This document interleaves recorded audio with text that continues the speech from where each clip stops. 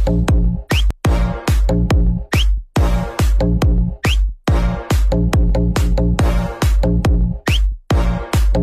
so good day sa ating lahat.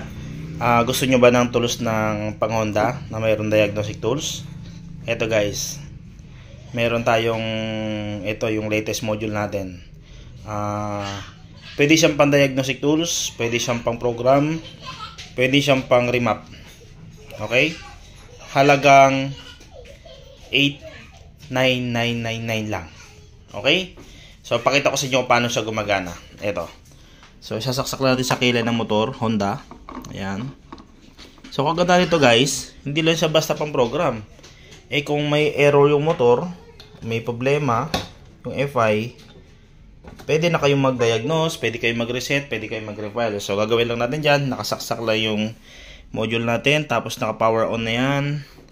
Power lang natin yung ating Honda. Ayan. So pagka on nya, buksan lang natin ating software. Ito guys, oh, kasama to. Yan, offline yan. Okay, offline na software yan. So, kayang-kaya niya yung mga latest na Honda i-program or i-diagnose. Ayan, hintayin natin siya mag-open. Medyo matagal lang siya mag-open. Ayan. So, ito siya guys, oh. Lumalabas agad yung kanyang serial number ng ECU. Ayan. Kung anong type siya, nakalagay kung anong year model. Then, nakaganda nito. Ayan, pakita ko muna sa inyo. Meron siyang read, clear, ECM. Pwede ka mag-reset.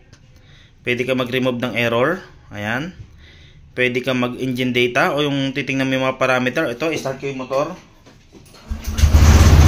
Ayan. Okay.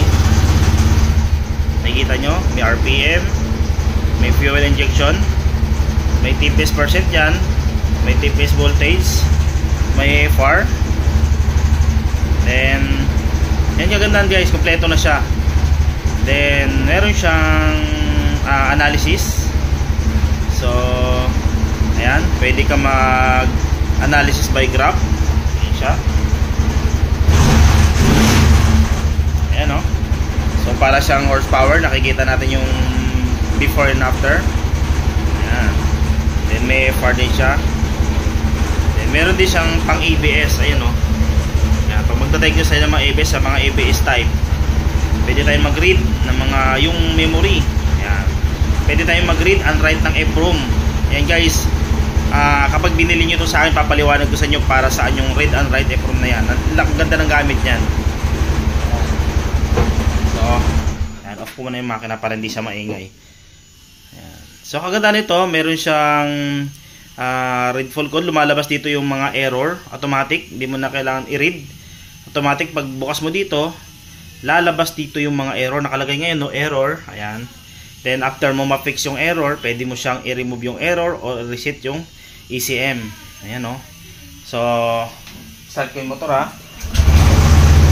Papakita ko sa inyo paano mag-reset. Ayan, no.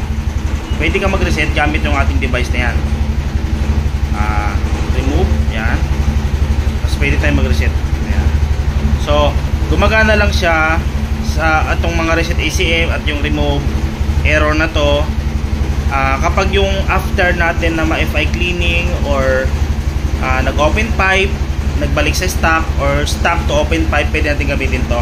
Then ang kagandahan ng software na to guys, kagandahan ng software na to, pwede ka mag-write ng remap. Ayan, o. Diba? So pag binili nyo to sa akin, free na yung file.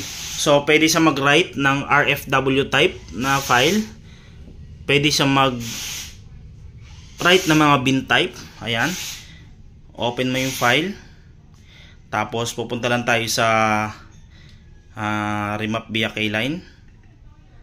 Ayan. May ACG type. Kaya niya ipasok sa motor. Ayan. May mga kasamang file yan. Ayan siya. So, nakakapag-write siya. Okay? So, ayun guys, pag binili nyo to, isang package yan for all Honda. Ayan, meron na rin tayong nakalagay na tamper na name ko. Ayan. Okay, free support yan guys. May free tutorial yan. May pre-apps tutorial for Honda. Ayan. Meron siyang basic tuning and advanced tuning learning. Okay? So, yun, sa mga interesado, PM lang kayo guys.